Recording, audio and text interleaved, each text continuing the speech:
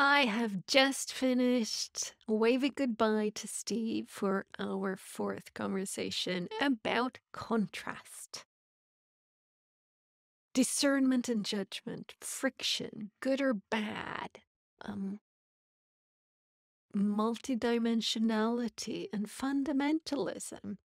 And the interesting thing is, we kind of went into one thing, got a concept, sort of, oh yeah, this, went into something else, meandered past, got into a new concept that then tied into the first one, meandered on. And so we've been weaving, finding the connections between all of these concepts, really, and seeing how they are all interlinked. Yeah. It was a good conversation, and I hope that you enjoy it too. It's interesting that thing about being rattled for someone else's sake, you know? I'm not rattled. For me, it was like I was on at the hour, and when I didn't see you, I checked my email, nothing, and I checked my emails, and then you were saying, I'll be a few minutes late. And it's like, that's what I need to, or rather, I'm good, but I'm a few minutes late. And it's kind of the good thing that I want to know, you know, is everything okay? Has something That's right. happened? That's right. It's like, I don't, I don't mind the delay. I don't mind the thing, but it is the not knowing. Is this, That's right. has something happened to you? And, that's the little rattle around here. But, once I saw I'm on my way. Chill. Absolutely chill. No, oh, he should be on time or no, No, I none didn't of yeah. that. Yeah, I didn't figure there'd be any of that, so I wasn't too worried on that score. And I knew that once I'd let you know that I was coming, you wouldn't be like, there wondering, "Is he coming? Did he forget? Did something happen? Is he okay?" Etcetera. So, and it's funny because, now that you mentioned all that, I didn't even think about it when I sent you the email, but of course, sending you the email is exactly the sort of thing we were talking about last time when we were talking about being dependable. Yeah. Right? And you were talking about how, even if you can't for some reason, I mean, you explicitly mentioned this even, I think, even if you can't Yep. for some reason, at Yep. least send a note, do something, you know, Yep. be someone that people can, rely on, even if at the last moment something comes up, at least explain yourself. Yeah. And I wasn't even thinking about that. And speaking of that, that's one of the things I wanted to ask you is that last time you were wondering, part of the conversation was you wondering, what would you be like if you weren't dependable? Or what would it be like to be less dependable for others and therefore more dependable for yourself? And you had been talking about me time and wanting to take more me time. And I was wondering if in the intervening, it's been almost a month since the last one, I think, Mm. maybe a little over. Oh, yeah, probably. I think we recorded at the end of December. I think so, like the 29th or Yeah. something like that. Yeah. So, Yeah. but And I've been it's, wondering how you've been doing with that. Have you been able to be more yes, there for yourself or carve out yes, more time for yourself? I have. And I have been, I have not gone to choir, even though choir normally is something that gives me energy. It has been a no. Good. I had one um one session when guitar lessons started, just 10 minutes before it was like, I'm not going. But I don't want to miss the lesson, so I sent a text asking, can I call in instead? Which I could, and it worked fine. So, and there's been, and it is interesting how much of this is linked to me saying yes when I'm yes and no when I'm a no. And it's like, and Yeah. saying yes on someone else's account or saying no on someone else's account, and like discounting myself in that process. Right. And I'm on Facebook, and yesterday there was one of those snapshot memories from 7 years back. So February 10th, 2015, I had written a blog post about, isn't it funny how often let go of myself and say yes when I'm a no and no when I'm a yes. And I'm like, Really? shit, I've been working this thing for a long time. Um, That's yeah, and that's so much like me talking about, I think I've said it at least once sometime in these conversations about going back through my journals and finding something. It's like, I've had this realization before. yeah, This is not yeah, new, right? yeah, Why did I yeah, forget it almost immediately after I had it last yeah, time and the yeah. time before that, and the time But my before that? feeling is that I am like getting more, it is higher up in the stack in the sense of my awareness stack. It is like it is top of mind much, much more. Um, and still this is one of the things that I'm working on. This is one of the things that needs to be done. And Mm, maybe we've mentioned this too. I have as my daily companion this year the Book of Awakening by Mark Nepo, which is just an mm, amazing book, an amazing daily companion. I love his writing because it is so soft and it holds me. And mm. still, it is not in any way, um, it's not just fluff, you know? Oh, it's not easy. It is not easy, precisely, but he does it with such love. And maybe that is because you know that he's doing this and speaking to himself too, right? Um, and today or yesterday, I don't remember, it was about today, about simplicity, about this thing of not being direct enough. Assuming, oh, he thinks that and he probably does that because of that thing that I, instead of just asking, hey, Steve, what does that mean to you? And how it is so easy to fall into this way of being so convoluted where I think, I assume, I believe, I pretend that I can mind read instead of just, share my confusion or my not knowing or my uncertainty or my question or my fear. Uh, and it just bam. It's like, yeah. And how much of my saying no when I'm a yes and saying yes when I'm a no could probably be alleviated if I did just that. If I asked, if I let on, or just, did the like double checking. Oh, do you mean this? Right? Shit. Yeah. So, Yeah. Yeah. Yeah, I guess we all do that really, or at least those of us who introspect yeah. tend to do it. I don't know that that's one of those maybe one of those differences between people who do and people who don't. I often envy people who don't introspect much because they just seem to do what they want to do or say what they want to say, and it's like it's there are times when they seem or sound thoughtless, right, and careless, um, but they seem also carefree. Yeah. And, Yeah. taking up this whatever space they want to take up and not worrying too much about it, just assuming that if people don't want them to take up the space, they'll say so, which of course many of us won't.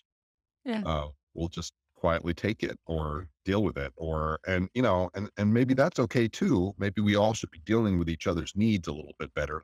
But but the fact that some of us are overthinking for others and others are underthinking for others Yep. means that Yep. it's not very balanced. And Yep. at times it can feel like we're being taken advantage of even if we're the ones doing the thinking, right? Instead of the doing or asking. So two things there. One is I often speak about taking my responsibility and not overtaking responsibility or undertaking responsibility, which is just another way of saying what you precisely mentioned, right? But I biked over to my daughter this morning to give her something, and then I was listening to a podcast, a Swedish podcast called Dumma människor, which means dumb people or stupid people, and it's it was about the need for contrast. So how we it's like it's the contrast of being in the hot sauna and then going in the freezing ocean. It's the contrast that does it. And that we need contrast in order to actually have a good and balanced um, physical and emotional well being, I would say. But one of the things that he pointed to, he mentioned he'd read a book by some Paul something that. That I now can't remember, but I'll put it in the show notes. But speaking to the fact that a lot of people who, because they were also going into then what is happiness and are we like seeking happiness? Are we building our lives for happiness and not the ha ha ha happiness? It's like this grounded joy, the sense of well being, the gratitude, that type of happiness, Mhm. right? So you say that one of the things that they have seen is that people who think too much seem to not be as happy. And I'm going, fuck. But I actually I yes, I can see it and I disagree a little bit. And he went into it more and that's where because it's like I am a person who has a lot of thoughts. I enjoy introspection. There's a lot of good from it. And it is, I would say, and I don't say this lightly, it is a part of who I am. And it's a part of me that I actually enjoy. But what he mentioned, which is, I think, what he means really, is when we overthink, when we go all anxious, when Yep. it's just worry, when it's just brooding, it's like when we can't do Yep. nothing without seeing the possible catastrophe that could come from it, right? Yeah, Right. that's really not good for you. I That's can, right. That's not. and I'm guessing that I'm like totally guessing here, but I'm guessing that fraction of people are increasing. There's a bigger fraction of people who are in a constant worrying loop. That is how they present in life. It's like constantly anxious, constantly questioning themselves and their worth and their yada, yada, yada, yada, yada. And it's like, then you really don't have any solid ground under you at all. No. Yeah, I would imagine that would be really well, I've been there, so I could speak for it. It's terrible to be there. Um, Getting out of there is difficult, once you're in. Um, I do as little as I do on social media in part because I found social media fed that and did not provide enough other value to me to offset it. So that's one reason why I don't spend much time in social. Um, I know for other people, social media is mostly positive and does seems to do them a great deal of good. But for some, I think it probably contributes to that constant anxiousness, and certainly to a constant comparing. And comparing is you were just talking about contrast. I remember all those exercises in school, compare and contrast. Mhm. And that was a constant phrase through school was, to do that. And so you do it with yourself as well. And, contrast can be nice and indeed worthwhile. Comparing, comparing Yeah. less so. It's comparing is interesting if you have to go through an exercise of stack ranking something. These things in a particular order so that you can do them in that order, or so you can figure out which three of the eight you're gonna take and leave the other five, or whatever. So those are all comparing exercises, right? This one's a little bit more important than that. But when it's yourself, It mostly just seems to lead to trouble, or it's for certain types of minds anyway, or when it's done in a certain context, or met with a certain end in mind. I think is when it comes to trouble. Like, when I take the painting, whatever painting I'm doing, and I compare it to someone else, anyone else, um, then, I'm going to do my natural, normal, better or worse. More valuable, less valuable, more colorful, less colorful, whatever. And some of those comparisons might lead to an insight about the work that will lead to them improving the work, and that might be valuable. But frequently, that's not what it does. Instead, what it does is it just makes me feel like, oh, I should just, break all my brushes in half and go on and do something else. Or and this is apparently an extremely common problem. I've read it in the writings and journals of nearly every artist who wrote as well as painted. There are very few who did not have this sort of issue. And the few who did not are the few that are considered by most to be almost, egomaniacs, like Yeah. Picasso. Yes. So, and Picasso, actually, if you read between the lines, you can see that a lot of his bravura may have been exactly the same kind of insecurity, just being masked. So so anyway, the comparing is generally not all that worthwhile. But is it then an aspect that is inherently human, Oh or yeah, is it culture? I think it's both. I mean, if you look at, you just look at the behavior of primates. I mean, we do this. I think part of norming yourself, of being part of a social group, is that you Mm, have to be, always looking at, am I being like the others? Am I doing like the others?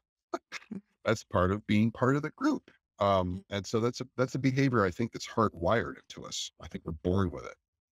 Um, but it can get and it's good and important. I mean, the people I know who are really not careful or conscious of how they fit in with a group or whatever are they're either they're either missing something, that there's like a sense that they don't have.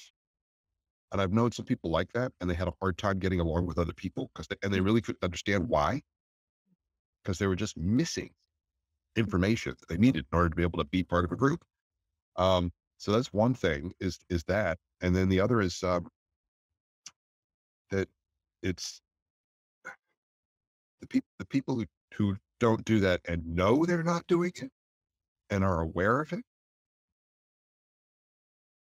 They also seem to me to be on some sort of a spectrum, where there are those who it's just a healthy consciousness of, I'm yes when I'm yes and I'm no when I'm no, right? I mean, it can be as simple as that. Um, but for others, it's, they genuinely don't care, and they don't care in a way that's often not good for others. And I've known some folks like that too. So, I don't know. I mean, And it they say that some portion of the human race are sociopaths, yeah. right? They're not just not so well socialized. They're much worse than that. And if it worked for punishment, if our society didn't have built-in punishments for not going along with the group the way the group wants, um, there'd be some 10, 15% maybe of humans who simply would not conform in ways that would be harmful potentially to others. And I And don't know if I'm that's actually true or not, questioning, but well, I'm questioning whether those punishments really work anyway, mm, you know, yeah, actually. yeah, But it's in I mean, I've thought a lot about um comparison, and one of my kind of spiels is this: the the problem with it is that I cannot do anything other than compare my inside to your outside. 'Cause I'm not inside you. I right. cannot compare my inside to your inside, and when you see me comparing, you're in your inside comparing to my outside. That's right. So That's it's right. like we're really not comparing. So I say, if I need to compare, go with me today, me yesterday, or me 10 years Yeah, ago, yeah. and but here's the thing, and this is also something, two of my well, one of my favorite words and concepts, and one that has really been a problem for me throughout my most of my life is like judgment and discernment. Mm, I have judged me. I have used judgment in a way that, you know, like everything, probably a lot of good has come from it too, but a lot of not good has come from that. mhm. So when I add comparison and judgment, mm, really doesn't help. When I add comparison and discernment, mm, there's something completely different there. Because for me, Yeah. discernment is this thing where I don't judge something is right or wrong. It's just, yeah, this is more prioritized right now, or there's something to this thing. It's like a fuller, rounder way where judgment is harsher or narrower somehow. Yeah. Discernment has a broader, wider take on Yeah, something I was somehow. while you were talking about that, it's funny you talk about it being broader and wider because when you were saying all of that, what I was thinking was, "Oh, so judgment is taking the things in comparison you're comparing them and deciding which one is above or below, right? On some scale, evaluative scale.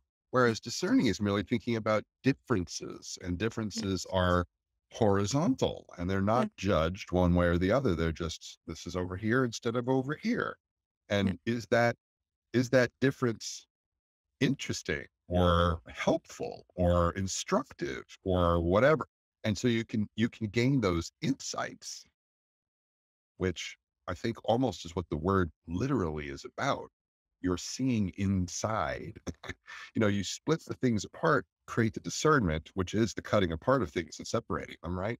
And then in the gap, in the middle is where the insight comes from, Yeah. where you realize, I could, and that's the kind of comparison with my artwork, for instance, that's valuable to me Yes. as opposed to hurtful to me. And that's when I'm looking at something, someone else's work and seeing, oh, look at that. Look how they used green there. I don't, I never thought to, oh my God, what if I, and then, then now instead of feeling like I should break my brush in half, I'm like, where's the brush? I need, Yeah. Yeah. Yeah. where's the Let me paint? get on with it. Yeah. Aha, Mhm. energizing. Mhm. And it's like it. I only came to the word discernment really, like consciously came to it. Um, I don't know, 5, 6 years ago or something. So it's a fairly new acquaintance for me. Yeah. Um, and it was like it was such a relief when I found it. It was my friend Tess who pointed me to this word, and when I did, all of a sudden, I could, I could, I could take those things about judgment that has been helpful to me, but that Right. has been it's been jarring. It's been, something is wrong. I don't want to use the word judge. I don't want to. It's like there's something to it that just doesn't sit right with me. But when I take those aspects of it that can be helpful and like, oh yeah, here's the context of discernment. Now I see those helpful aspects. This is where they live. That's This right. this is the ground they come from. This is their mother.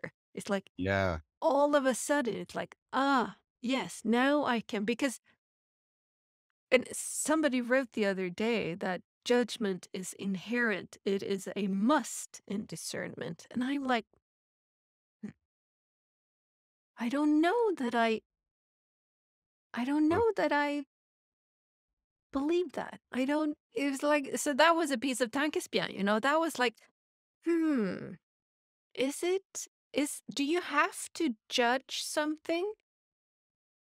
Is it enough to discern? Do they have to be together? Can I discern something and then say, this serves me, this doesn't serve me? Is that a judgment? Or is that just me being discerning and then taking Yeah. appropriate action? I wonder if they meant the word judgment a little differently than you and I are talking about it right this moment. I don't know, because to me, I agree with you. I think you can absolutely have discernment without judgment. Um, as a matter of fact, I think what you did when you finally were able to separate the judgment from the discernment was an act of discernment in its own right, right? You were actually separating those two different dimensions almost, as we've just described, of comparing. Um, and without that separation, I'm not sure that and without it, I'm not sure you can have discernment without judgment, because you're likely to just mix them together, right? Maybe that's what you were doing before and why it didn't sit right with Mm. you before. Yeah. Once you could separate that and say, ah, okay, let's suspend judgment, but still enable discernment. Look for Mhm. difference, Mhm. but don't figure out better or worse, good or bad. Um, then you're on your way, right? Mhm. And maybe they weren't splitting that up. I don't know. Or maybe they feel like maybe what they're saying is, hey, you can suppress the judgment if you like, but you're not actually turning it off. It's like maybe that's what they meant is that it's so inherent. If you do an act of discernment, an act of differences, you are in the same breath as a human being. You are going to decide which is better or worse, or which is good or bad. And you can, suspend disbelief like you do when you read a piece of fiction, Mm. but you never at any point believe that this is real, right? Or it maybe that's what they're talking about is that when I say it's inherent, it's in there and you can choose to ignore it, to not act And on it, including yeah, and even not to give it's it any conscious space, right? and it this is one of the this is one of the issues I have, or kind of it's a similar issue I have with the word good, Mm, right? It's like because I have been consciously minimizing how much I say something is good or bad, better or worse, and rather I do use, does it serve me or doesn't it serve me? Or does it serve you or doesn't it serve you? Because right. there's it's the same type of difference for me that judgment and discernment has. The one is like sharp, it's like black or white. The other one has the gray scales. Well, a little bit more of that would serve him, but not all, today, Right. but maybe not tomorrow. It's like, so Right. there's a fluidity and a movement possible there. And so there's a lot of, there's a lot of, you know, stuff out there about good and about goodness, and the entire Stoic philosophy Yeah. kind of centers on you should, strive for being good. Be a good person, be a good human, do good deeds, good thoughts, good, all of that aspect. And I I I would like to find another word than good, because good is too much good bad. At least in my head, it's so linked to that. If this is good, then something else is bad. Um, Yeah. And there's when I hear good, bad, or serves me, doesn't serve me. Again, what I hear mostly is a difference of kind. Like, good, bad is absolute. Good, bad is yes. measured against some other scale, right? It's measured against someone else's yardstick or some social yardstick, or maybe your own. But your own, you're now standing it up to say this is the gold standard. Um, and maybe that's the problem with good and bad, and the reason it gets people riled up. Whereas that works for me, that doesn't work for me. I like that. I don't like that. I like this more. I like that less. Now, all you're doing is comparing it to just yourself. And most people understand that we're not even on a spectrum. We're like scattered all over a field or maybe even a three-dimensional space, right? And we all have very different reasons why something is or isn't going to work for us or is valuable to us. And the problem with good and bad is that they just come across that they've been used so much as an absolute that they always come across that way. Even if the person frequently doesn't mean anything more by them than that serves me or that doesn't serve me. They just maybe don't, the word doesn't carry that meaning very well because it carries such massive social Mm, weight. Um, and especially, in times like these when things get so political, good and bad get used as stakes. Yeah. Yeah. So I think that may Or be as part of what it is. weapons. Yeah. Yes, that's what I meant by a stick. Yeah. I Yeah. Yeah. I You didn't mean a can. yardstick. I meant Yeah. Yeah. You can whack someone over the head with it. hitting somebody with it. Yes, Yeah. yes. Um, so yeah, it's one of the things about, when you said, when I compare, I can only compare my inside rather to your outside.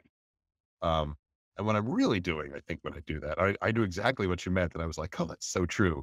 Because there's no way I really know what's going on inside of you. First of all, you've got all sorts of things that you are used to presenting and not presenting, as we all do. And then there's all sorts of things that you might be perfectly comfortable presenting and are presenting, but I'm not picking up. Right. So all I have is this impression I have of you, which is already flawed, and already edited on both sides. Yep. Then I take from that, I then try to translate that to what are you doing on the inside, which is also a crazy move. Like what? I can understand how your insides and outsides relate, what the formula is for translating from the outside you I see to what the inside must be doing. But that's inevitably what we do if we introspect. And then I'm comparing this thing that's gone through at least 3 or 4 completely illogical moves. So there's no way it's correct. And I take that and I compare it to my own impression of my insides, which I haven't even started taking that apart, but you know that that's just as badly flawed for just as many reasons, slightly different ones, right? I don't really know that either. So it's kind of a mess from the start. That's never going to work. It doesn't make any difference how good you think you can get at it. And what you're doing, I'm reading Daniel Kahneman's book, s Thinking Fast, Thinking Slow, Yeah. which is all about different kinds of logical fallacies and he talks about system 1, system 2, the 2 different ways we think and how we make decisions. And one of the things he's got in there is he used it's the expression "wisaiati," what you see is all there is. And the fact that as a being as an animal that has learned to deal with the world and survive in the world by quickly taking all the input that you're getting as an animal and turning it into I need to run away now, or it's time to fight back, or it's time to drop on the ground and pretend I'm dead, or whatever. And we do it just like that. And the only way we can do that is by taking all the input we've got, creating some kind of a pattern or whole out of it, and then using that. Well, the problem is we do it all the time with everything. We do it with things where that's not the right thing to do, where we should be realizing, wait, whoa, I maybe have 5% of the information here.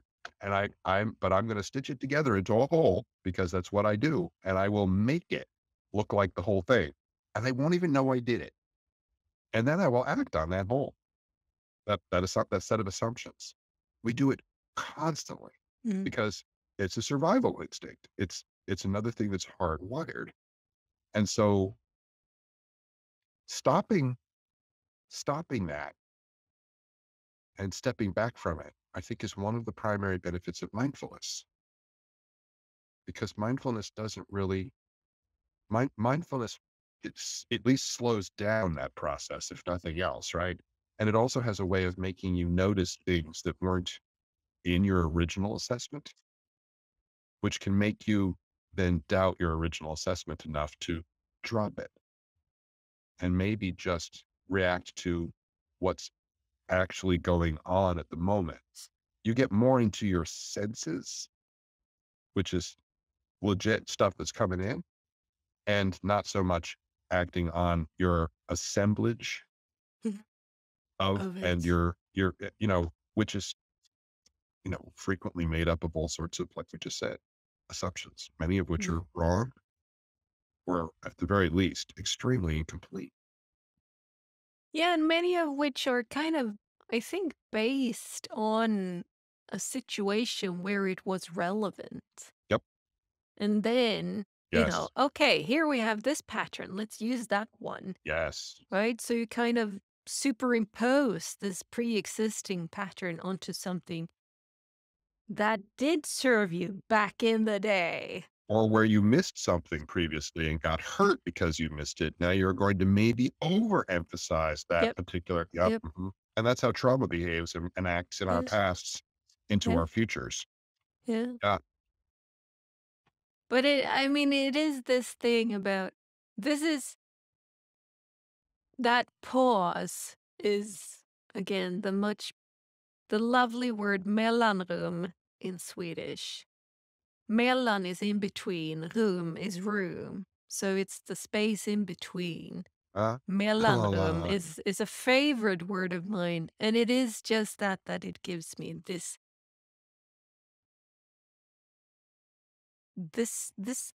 pause. That is where the mindfulness mhm. comes in. And asking myself the question, how does this serve? Has precisely um that's where it leads to for me. It gives me that pause where, using discernment then, okay. And now I can act Yes. rather than react. No? Yes. Yes. Um, Yeah. I have, well, you know, I have, uh, interesting sort of relationship with trees, where they occasionally seem to speak to me or where I get strong things from them. I can't even describe them. They're not words usually, although they can be sometimes. Sometimes they've literally been words. But only very rarely. Anyway, the tree that I one of the trees I've always been the most fascinated with, that's the one that goes on the backs of my cards, when I make cards, is the tulip tree, the sometimes called the tulip poplar, Liriodendra tulipifera, native to North America, and I think just some small part of the Pacific coast as well. Um, and a number of years ago, I realized that they somehow mess with right now. I refer to them as being, as somehow controlling now. Um, and I don't know what it is they're doing or how they're doing it or what it is they think they're doing or what, but they have a way of they have a way of extending it. They create that space in the moment in some weird way. I don't quite understand what it is. I always feel like I can mentally and emotionally breathe better and differently in a grove of tulip poplars than any other tree. And it doesn't even matter what time of year it is. They're they're all asleep right now. And I can it's funny because I can for some tree species, I can almost feel the sleepiness or the wakefulness during the spring and summer when they're so busy. They almost buzz. Uh, I mean, at one point I was walking past a tulip poplar grove, a very young one. And, I was just walking along thinking very intently about something completely different, not even really paying attention to my surroundings. It was a long straight stretch and I was just going. And, all of a sudden I got this feeling on the side, almost on the side of my face, like I've been walking past a fire mhm, and there was heat on the side of my face and there was a certain amount of it. And all of a sudden there was just a lot more of it. And I was like, I stopped and I turned and looked, and I realized that I was standing right beside not that close, it was 20, 30 feet away, the largest poplar in the grove. The grove is shaped almost like a pipe organ. There's one in the middle that's the oldest, and all the rest of them are shorter and smaller out of both directions. And it's like I had been walking along with the intensity of heat getting more and more until suddenly I was next to this big tree. And I turned and, there he was, or it was, he, whatever. And I was like, what in the world? So there's something that they do. So so I often think about that when I see them. It's like, it's like it's almost like they're holding it up. They're holding the now up like tent poles. And we all get to move around underneath it. And there's more room now because, and other trees don't do that. That's not what they do. They do other things. And I love finding out what different kinds of trees think they're doing or are doing or whatever. Um, and it's funny because the other thing I realized, couple of years ago now, as the bears started to show up so much in my work, like the ones behind you. Um, Around the times that the ones behind you actually it started becoming such a big deal. Um, I felt a connection between them and the tulip poplars, and I still don't fully understand what that is, but because bears have been such a big deal and have actually shown up longer than I thought they were in my work and in my life, I Going didn't through think that your journals. yeah, right. And I didn't think they were a creature that had an influence on me. And, and then I realized, oh, wait, no, they're somehow, they're somehow connected to the tulip poplars. It's almost like they're the same thing in some way in a spiritual plane. And so I've taken to calling the tulip poplars brother bear. So when I see tulip poplars, I frequently even refer to them that way now, because they're related. I don't totally understand how or why, but it's sort of a private joke now between me and them that I call them that.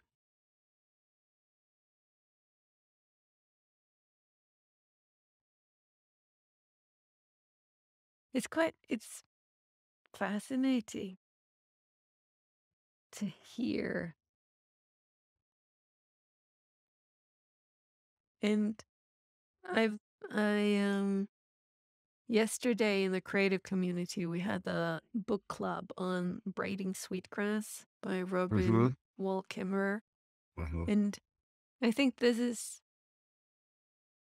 kind of what you're speaking about is one of the things that I'm taking with me from that book, which is she speaks about the indigenous people, Native Americans, concept of the honorable harvest, Right.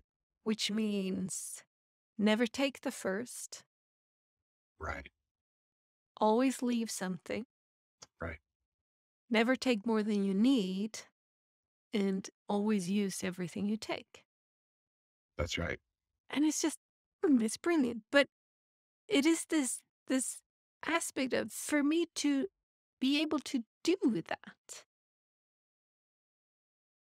It's like I have to be in that relationship with, if it's the mulberry tree outside or I'm out, picking, I don't know what, raspberries or firewood or, whatever it is, this aspect of kind of being very clear that here is another being. That's right. And that's what I hear when That's you right. and your relationship with Brother Bear, the tulip tree. It's like, here's another being, and we are communicating. There is a That's connection. There right. is something going on, and just kind of, it just makes me look at things differently. It makes me, I guess, in one way, it kind of pulls me down from my high horses as a human. You Yeah. know, Yeah. down to the level of everything else. Yeah. Because everything else is on this level. And we are too. We have just, we just put ourselves on those high horses, No. thinking that we're No. something else, we're something different. Everything is something different. That's right. Everything has something that is so uniquely theirs, be it the collective of whatever that species is, and be it the individual of each of those um, That's members right. of that species. It's like That's right. there is something special there. So the honorable harvest concept kind of really just, it's like opening up. In a sense, it is this inviting in the mellanrum, the space in between, to be mindful. What am I doing? Why am I doing it? How am I doing That's it in right. a way that doesn't harm it? How am I doing it in a way that actually also leaves some for something else, for someone else? The definition of Uh, sustainable. and Yeah. just, it's like there's, it's cool. So it's been fun because now I've just finished the macros mastermind from optimizing nutrition. That has been really, really interesting. I've learned a lot about proteins and fat and carbs and working with this. And I'm now starting the micros Okay. masterclass, which then is the vitamins and the trace minerals and etc. But my they use they use a metric that they call um diet quality. 100% diet quality, then you're getting everything you need. You have all of the trace elements, you have all of the proteins, you have, you have what you need. Um, and my diet was quite good going in. And it's like, it diet quality wise, from what I perceive, even though I haven't gone into the micros yet, it is above 90. It's 92 to 97, which is like really good. Yeah. Um, But berries is one of the things that they lift up as something that is really, really a good thing. They have a good ratio of the macros and they provide a lot of the micros. So I have finally been starting to use up the berries and stuff that I have in the freezer. That has, my freezer is full and it's been full for years and I haven't, and I've had this, I should really, start to use more of what I have in the freezer, but now I am. So I am eating raspberries that I picked in the garden. I am eating Oh, red and white currants that I picked in the garden. I'm eating aronia berries that my aunt has picked for me. I'm eating rhubarb that I have picked in my garden and chopped into pieces. And it's like, and I have some strawberries, I have some blueberries, I have some mulberries. And it's just, it ties together so beautifully with the honorable harvest because my yeah. mind is now, I so look forward to the summer and the fall when I will be able to enter into relationship with my gooseberry bushes That's right. That's outside right. and That's right. not take the first one, not pick everything, only take what I need and use everything. And it's just, it just fills me with this, well, great anticipation. And in the meanwhile, I'm extracting the harvest from Mhm. previous years. Being very, very grateful that I have it. Uh, Yeah. Yeah, and that gratitude is another layer on that honorable harvest. Another thing that comes across in so many indigenous peoples' point of view, their expression of their relationship with the land and the place they live and the other beings in it is that gratitude. So it's those four things you mentioned, and that um, oftentimes there's an actual ritual, of an giving. expression of the gratitude that's Yeah, also part of their how they honor the yeah, being that they've just basically, you know, robbed, of life, or if it's an animal they've had to actually take, or a large part of its seeds, its fruit. Um, and of course, in some cases, like berries, the berries are there and enticing deliberately because, yeah, the plant wants you to eat that because that's what yeah, spreads the plant, especially if you're a bird. yeah. And it's one of my favorite chapters of the book is where one of Robin's graduate students needs to have a thesis, and um, she's Robin has been asked by some indigenous people who do a lot of work with sweetgrass, um, which of the two harvest methods that different people use. Either you pull them and you yank them out of the ground, or you Roots and cut all. them off at the base. And the population of sweetgrass is diminishing. So, is the one of these ways better than the other? So they propose this. She finds a student for this, and they propose this to some kind of committee that then approves these as subjects, yada yada. Um, and these, typical male, we Oh, know it no. all, right? Go Oh, in, no. and of course, Robin is a lady, and her student was a lady. So it's like this. Well, everybody know that if you harvest something, that you damage it. It's like we know that. That's a given. No. And it's like, yeah, well, yeah, but okay. No. So anyway, No. they continue with it, and that's just the thing.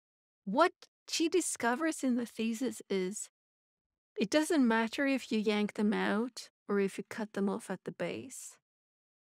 Those, because she had three sets of plots, and she had multiple plots, but so she had the ones left alone, the ones where she yanked out half of the Right. population, and the ones where she cut at the base half of the population. What she found was that the plots that did the worst were the ones that she left Not alone, touched. the not touched ones. It's like, so no, it isn't a given that harvest is Mm-mm, harmful. mm-mm, Harvest is part of this mutual mhm. relationship that we have where I help you and you help me. And that's what it's all about. We are in relation with each other. We evolved that way. The sweetgrass evolved in an environment where it was being taken in Yeah. some fashion, right? And it evolved. Its life cycle is built around the idea that a certain amount of us in this plot are going to get pulled out or chomped off. And, and so they've adapted to compensate for that. So if it doesn't Yes. happen now, that adaptation is now potentially out of balance and harmful. It's like when we suppress fires, Yeah. right? And we Yeah. don't allow the natural burning of the landscape that's a natural part of the landscape to Yeah. happen. Or when we, remove one or two species from something, giving supposedly room to the rest. The ultimate of that, Doesn't of course, work. is monoculture. And the result is that other pests and other problems blow up out of proportion because there's nothing there now counterbalancing that or keeping things, so the idea that we think we know. Which brings us back to the start of the contrast, in a Yeah. sense, right? Yes. It is that because the premise of this, um, I was introduced to the podcast in a thread in a forum where uh, somebody said we live too comfortably. Hmm. So I go out of my way to deliberately seek discomfort. And then gave this podcast as an example of, we need the contrast, and I just found that brilliantly phrased. Um, and it is, again, this thing. It's like it is the both and. It's like, yes, I can live here, I can grow here if I'm a sweet grass, but if me or you, if you're also a sweet grass, if one of us isn't yanked out or chomped down or But whatever, for all of us, that's not good. Then we will live too comfortable a life where there isn't enough contrast that's in it, right. and ultimately, it leaves us fragile. That's right. That's right. I was thinking about hothouse trees. Trees that grow up in a glass building where there's no wind, and they inevitably fall over or bend over or whatever because they don't Yeah, build the resilience because they don't need to. If they're not made to build it by being blown around by the wind, they just won't. yeah. And then of course eventually they can't even hold up their own structure, never mind wind. Right. So yeah, yeah. Um, when this whole notion of being in relation, right? And to get back to, Miss Kimmerer, right? The fact that the idea that we're all the trees are talking through the mycelium underground, right? Which I know she talks about in her work, and how everything is related, everything is communicating. I've spoken before, I think, in these conversations about, I think we're only getting through our senses and our interpretation of the sense of what the sensory input, we have a view of the world that leaves out a huge amount of what might be going on, especially things that might be going on at energy levels or things that we don't have any direct sense of, right? Or instruments to measure even. And we know because we keep coming up with new things that we can sense with instruments that there obviously was more going on than we thought. So my personal belief is that we're connected to things and things behave or have actions or do things that are way outside of our ken, that we have no idea what they are, including inanimate objects for that matter. And so that it's perfectly appropriate for us to be able maybe to tune into some of these things so that when I hear from trees, as I put it, hear, um, in bunny quotes, um, it's I don't know what that is exactly, but I believe that there's probably something going on there. Um, would I, go down on record as say with the same certainty as science that, the trees are speaking to me? I don't know. As an artist, though, I believe I have this whole other way of apprehending the world Mm. that enables me to allow these connections to occur so that I can call tulip trees brother bear and understand that they're somehow the same, but I don't understand what that means or why. And it may not be that way for anyone else because I may just simply be placed in the universe in a way where the tulip trees and the bear are lined up. So for me, they're congruent. And for others, no, because they're over there instead and they see them side by side instead of lined up. Um, and so it's not unreal or incorrect. And so I find myself more and more feeling gleefully free to follow the second attention, this ability to spot connection and meaning in places where it maybe doesn't make sense. Again, in bunny quotes. Um, and I'm finding that very valuable. And I'm finding that, my day job is more about engineering and more about precision and data and numbers and which I really value and love, especially those aspects of the work. And that's in strong contrast sometimes to some of this, which seems to be so different. Like the paintings behind me, like why, why did I put that large rabbit across the top of that painting? Right. Um, but it wasn't until I did that the painting had any life. I mean, it had other things in it. It had living things in it, but it didn't have any, it wasn't a living thing itself. It didn't have any energy until Mm. that rabbit was thrown on top, across the top of it. And then after that, oh, well, now if that's there, then then this should show up and that. And then now there's a cat there too. And now there's birds across the bottom. And, it's like they got invited in. But the rabbit had to be thrown in first. I don't I don't think actually I don't think I've talked about the way these paintings happen to you yet. Have I spoken about that in these conversations? I know I had a conversation about it I with don't know. another friend of mine online, but I don't think it was you. Speak. So, you know how I often start work where it's like a pile of lines on the paper, Mhm. right? I guess the blank page that's not going anywhere. So I just, randomly put lines on the page. And then things begin to emerge and now I know where I'm going.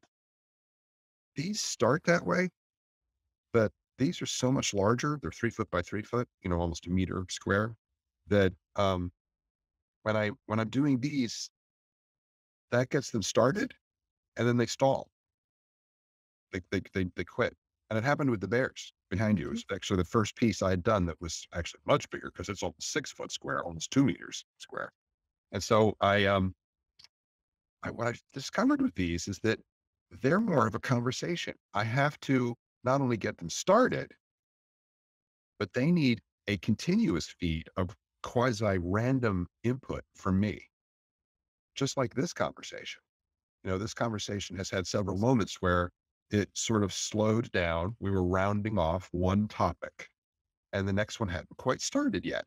And one of us had to throw in some new random thing that we would then both scurry after, right? And then that's the way these are. I throw in something and it may not even be a thing that stays.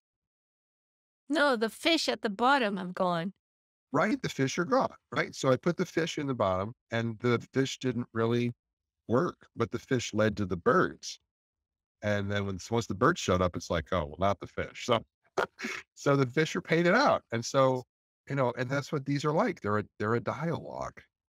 And the smaller pieces don't do that. And I remember my art professors telling me, you can't work that small. If you work that small, it just won't work. And they never could tell me why. And I'm beginning to discover some reasons of my own why when you work larger, at least over 2 feet, it seems to be where the boundary is for me anyway. Once I get over 2 feet in size in any dimension, um, different stuff starts to happen. It starts to Mm. behave differently. It makes me wonder if I were working on something the size of a whole, you know, buildings, an exterior building wall, a mural. What what would that be like? What would that dialogue be like? What would the relationship between the work and my interior be in that case? And discovering these differences at the different scales has also made me more sensitive to the fact that there's a relationship and a dialogue going on between my interior world and this exterior world of the painting, a small, limited world of its own, right? But definitely a place in at least in these works, it's a place. And I populate it with stuff from in here, and then it suggests or puts other things in on its part.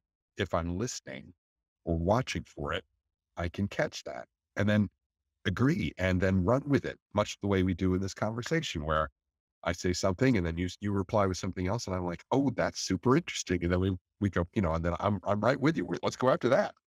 Um, Same thing with the paintings. But the interesting notion is that the painting seems to have some life of its own, some which is a little bit like Elizabeth Gilbert's, concept of the idea. The idea comes to you from outside, and then do something with it or you don't. And all of this stuff, all of everything I've just been saying, all gets back to this idea of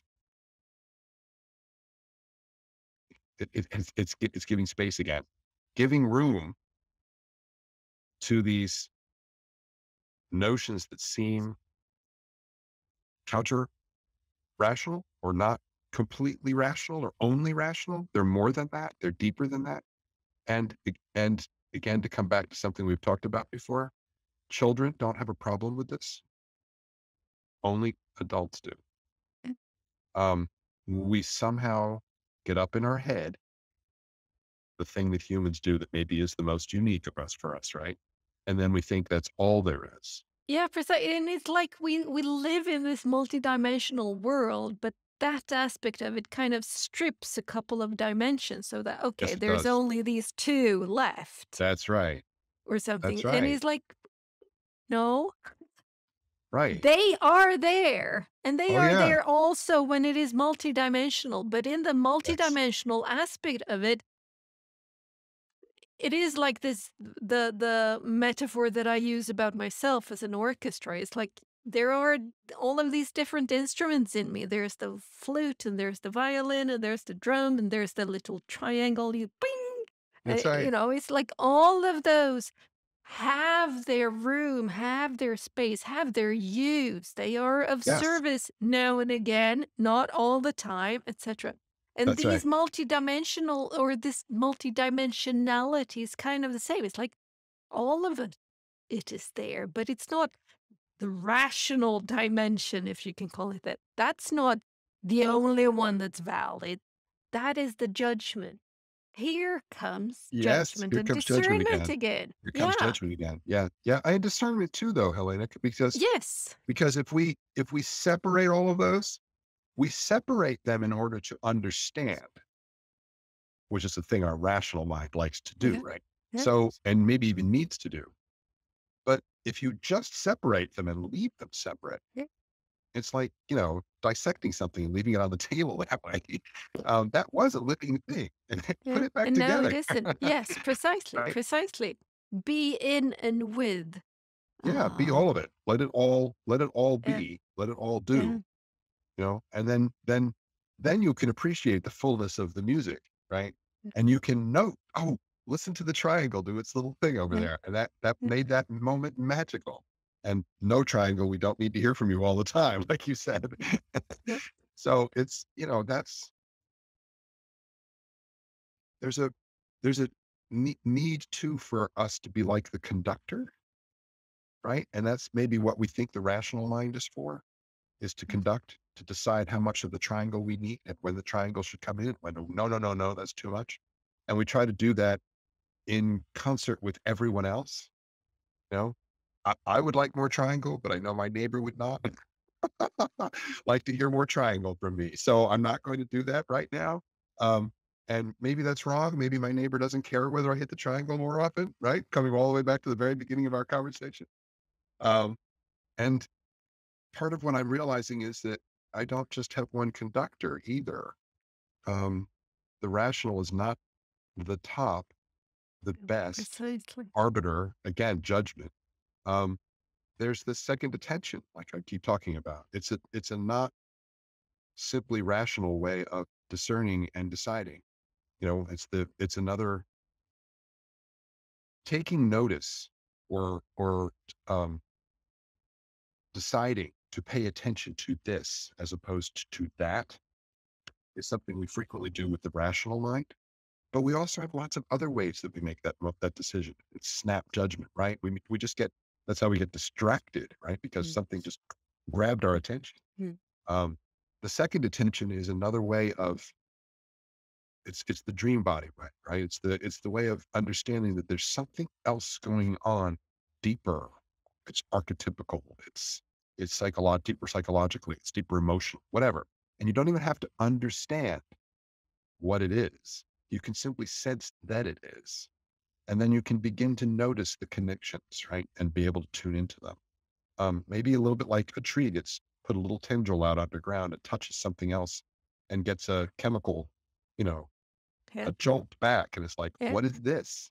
yeah. Um, And does it serve me or doesn't it? right. Because Is there it are good some or not? I'll it's pull like, back if "Oh, it's this not is a good for me. mineral. We're a little bit scarce with those, right? Let's I bring want some of that. those in." Yes, I or, need "No, that. no, storage is full. Don't need that right now." Right. Or I've Right? got too much of this. And oh, this space over here looks like it Yeah, doesn't have enough. I'm yeah, going to send some yeah, that way, yeah.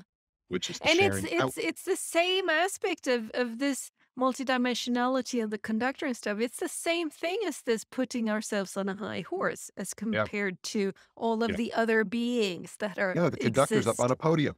Yes, precisely. And it's like maybe there's a need for someone in that position now and again. Absolutely. But it needs to be rotating. Who's most suitable in the moment for this? You know, oh, Yeah. this is this type of situation. Yes. Let's bring Yes. in Brother Bear because, Yes. it's Yes. his game. This is his turf. That's right. That's Um, right. There was a hike I was on in the woods once where I actually encountered large, very large tulip trees. And I actually asked them because there were lots of people on the trail. And I was like, I so do not need to interact with a bunch of people. I did not come for that. And I would love it if I did not have to interact with, say hello to, or see anybody. And I just looked at the trees and was like, can you do anything about that? And then I took my eye. I did not meet anyone. And it was freaky because I had, before getting on the trail, I had watched 6 different parties go in both directions hmm. in less than 2 minutes. And I was like, and the parking lot was full. And I was like, this is just not going to be a great experience. I did not meet a single soul. And when I got back to the parking lot, it was just nuts again. And I looked up at the trees and I was like, I don't know what the hell you did or how you managed that, Thanks. but I cannot believe that that just happened completely by accident. It just doesn't seem reasonable. And I was just, part of me was like, well, that just doesn't make any sense, Steve. There's no way in the world the trees did anything there. And another part of me is like, dude, you know that they mess with now. How do you know they didn't stretch it some weird way and let people, whatever? And I'm like, I can't even think about that. And, I'm having an argument in my head. And the third part of me just steps up and goes, and just laughs and goes, guys, bonks their heads together and goes, get along, quit it. Forget, can't you Yeah, just it have some doesn't fun? matter. It Can't you doesn't just matter. enjoy this? Just like it. just laugh. And then, then we're all kind of chuckling. And I just get in the car and all three of us drive away. You know, and a moment like that is kind of hard for the engineer me to have, but extremely easy for the artist me to have. Yeah. And if I did not have those different ways that I interact with the world and with my insides, I might be missing out on that, which is why Yeah. I'm so grateful that I have these two completely different ways of spending my time and expressing myself. Which is contrast again. Yes. Which is Yes, it is contrast contrasting. again. Yeah. Absolutely. And I Absolutely. mean, it is. non-fundamentalism, right? Yeah. Because if you were your engineering you 100% of the time, Gosh, that sounds terrible. oh, it's like, oh no, it's like, it's really super valuable. There's a lot of good coming from it. It I enjoy serves it too. absolutely, yeah. But contrast. Yes. Again, Yes, inviting please. in Yes. contrast. Yes. Um, Yeah. Even my favorite food, boy, if it was all I got to eat for a week, I would be sick to death of it. yeah, yeah. We need contrast. Yeah. Maybe that's a good place to end this. Yeah. Yeah. Yeah. Contrast. And it is like it makes me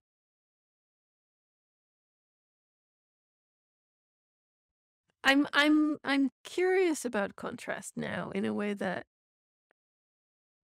I wrote a post a couple of years ago about friction that I actually think Yeah, is okay. kind of about this I thing think you where might I be was right. whereas, like, it's friction that makes things happen. It's like if there wasn't friction, I wouldn't be able to sit on this chair. I wouldn't be able to walk outside. I my bike wouldn't work. Because it's friction that kind of makes the wheels turn. Um, Yeah. and I wonder if contrast is another another angle of looking at kind of a Yeah. similar thing, at least. Maybe It not the sounds same, like but it. similar. And It sounds contrast like is it. more, um,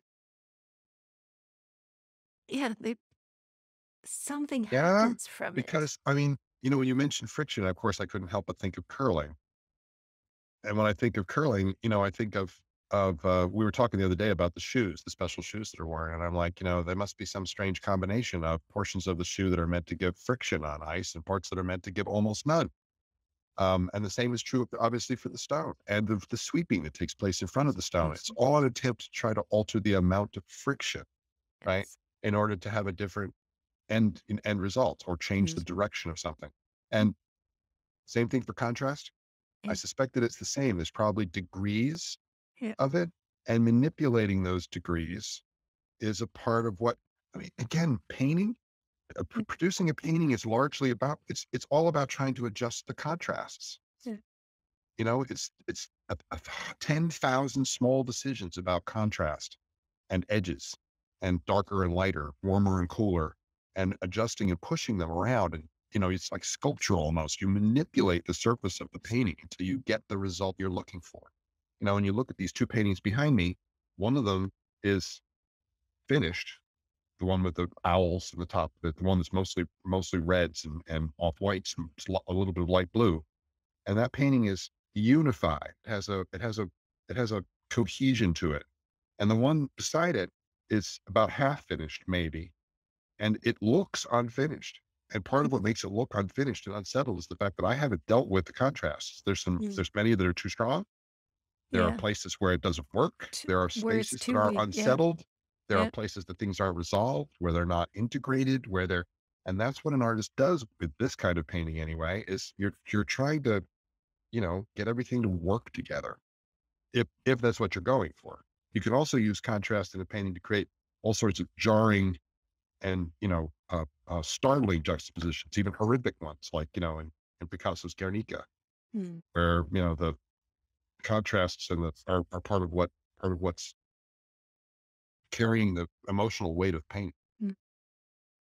So, yeah, Co- contrast. Contrast. Let's sit with that one. Let's play with that one Yeah, and see let's where play with that that. takes us. Yep. Oh, thanks for today, Steve. You're welcome. Thank you very much also. And, as always, I learned a lot in this conversation, and it always sets things up, right? Getting back to our last conversations about the plaid, right? Yeah. Yeah. It's great fun. And speaking about contrast, when we started, it was an even gray cloud cover out. Then it rained. Now it's patches of blue and sunshine. Nice. Yeah. So All this in is 90 this is minutes. what all in 90 minutes. And it's like this is what life is. You know, those shifts, that's Yeah. what's there. And Yeah. if I'm aware of them, then I'm aware of the contrast between them, and something else can emerge from that. Something, there's something, Yes. just the joy. Uh, just the joy of this blue skies, not completely, but bluer skies Yes. compared to the rain that just was. If it was always blue skies, no Yes. big If it was deal. Southern California, then it would not No be big right. deal. That's right. No. That's right. That's right. Right. And we need the other things, which gets back to, again, another concept we've talked about before, wintering. Yeah. Yeah. Which is a It's all type of it's all it's all contrast. needed. Yeah. Or when you told me last time that, the time I do spend in my head, where the journaling I'm doing is not the kind that feels artistic or nurturing. It feels more, you know, scalpel in hand. Yeah. Yeah. uh, that's needed too. It's another Yeah. part of the contrast. It's another, Yeah. and like I Yeah. said, I gain a lot from these conversations with you because you Yeah. often have insights that lead me to either accept or understand and better use Yeah. some part of myself, some part of my environment. It affects everything, including my artwork. So thank you. Okay. See you around. Okay. Bye.